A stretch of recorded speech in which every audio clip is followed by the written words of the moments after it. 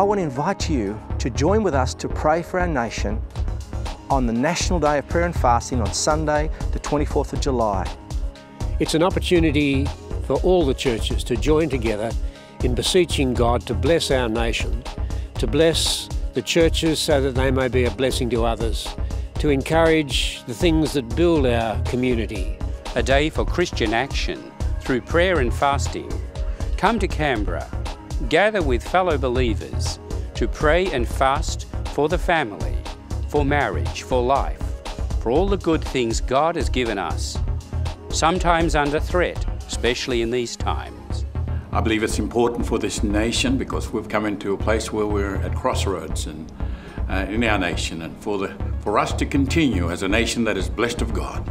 Well, this is an important day in our nation. Right now, our politicians are considering what to do with family and marriage, and they're making decisions about where that goes in the future. That involves all of us. Can I encourage you right now that as Christians, we not only need to make a stand, but we need to be praying together and believing for godly marriage to stay in place. On the 24th of July in Parliament House, there'll be a National Day of Prayer and Fasting. Can I encourage you on that day to either consider going or at the very least pray and fast to see our nation remain godly in the way that we see family and marriage. I want to encourage you to join with us and make history as we pray for marriages in Australia. I've just found the website here on my phone. The National Day of Prayer and Fasting is on July 24 down at Parliament House at Canberra.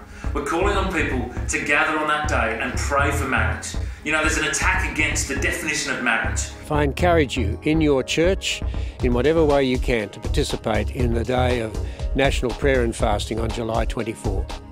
It's a great opportunity to pray and intercede and stand in the gap, as it says in Ezekiel, on behalf of our land. This is not something that we can ignore, not something that we can put aside, but it's so important that you and I pray and then take action to see God's family upheld in this great nation of Australia.